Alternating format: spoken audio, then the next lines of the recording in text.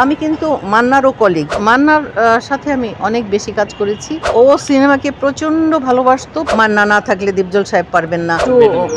একটু কষ্টেরই স্মৃতি। মান্নার সাথে আমার শুধু ওই যে ফিল্মে ছেলের অভিনয় করেছি তা না।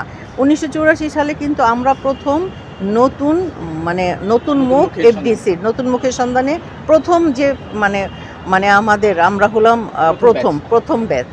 তো ওইটা আমি কিন্তু মান্নারও কলিগ ওই ব্যাচের। আমি, মান্না, খালেদা আক্তার, কল্পনা, তারপরে হলো সুব্রত, আমি সিরাজি, এই কয়জনের নামই যারা এখনও কাজ করছি। বা মান্না তো প্রয়াত বলতে হয়, আল্লাহকে নিয়ে গেছে, ব্যস্ত নসিব করুক। ভালো ছিল। আর আমার সাথে তো ওর দীর্ঘ জার্নিও ছিল।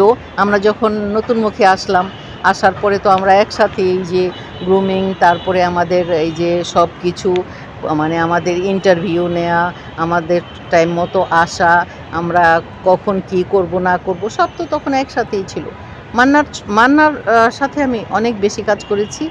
ও সিনেমাকে প্রচণ্ড ভালোবাসতো এবং যখন একটু অশ্লীলতার যুগ আসলো, সবার আগে সেই কিন্তু সোচ্চার ছিল এবং তার প্রতিটি ছবি পরিষ্কার পরিচ্ছন্ন এবং সামাজিক বার্তা নিয়ে। তার প্রতিটি ছবি কোনো রকমের অশ্লীলতা ছিল না এবং সে খুব যোদ্ধা ছিল এই ব্যাপারে যে এই অশ্লীল ছবি কেন হবে, কেন অশ্লীল ছবি ছাড়া আমাদের ছবি কি চলেনি? আমাদের ছবি সুবর্ণ জয়ন্তী, রজত জয়ন্তী, হীরক জয়ন্তী পার করেছে অনেক আমাদের ছবি।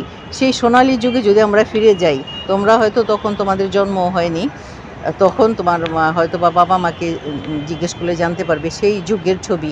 তখন তো হল ভর্তি মানুষ ছিল, হল ভর্তি, গরম থাকলেও হাউসফুল ছিল।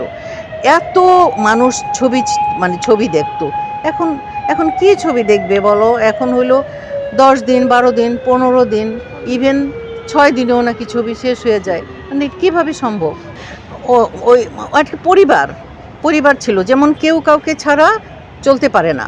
হ্যাঁ, দীপজল সাহেব না হইলে কাজী হায়াত সাহেব ছবি করতে পারবেন না, কাজী হায়াত সাহেব না থাকলে দীপজল সাহেব পারবেন না, মান্না না থাকলে দীপজল সাহেব পারবেন না, মান্না না থাকলে কাজী হায়াত সাহেব পারবেন না।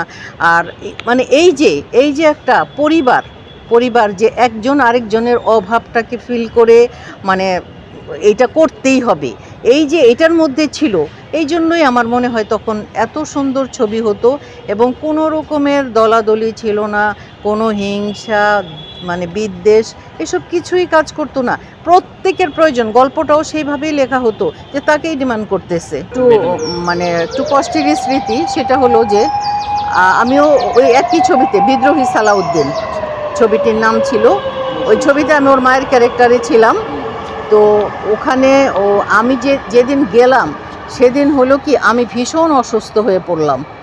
আমার প্রেশার অনেক বেশি বেড়ে গিয়েছিল, ভীষণ রকমের। আমি যাওয়ার পরই কথা ছিল আমার শর্ট দিয়ে শুটিং শুরু করবে। তো আমি যেহেতু মাথাটাকে ঠিকঠাক মতো উঠাতে পারছিলাম না, আমি শুয়েই ছিলাম। আর ওই ছবির পরিচালক ছিলেন এফআই মানিক সাহেব। তো ও বারবার অ্যাসিস্ট্যান্ট এসে আমাকে নক করছে বারবার, কিন্তু আসলে আমি কিছু করতে পারছিলাম না। তো শেষে এক সময় ওদের মান্নার কানে গেল খবরটা।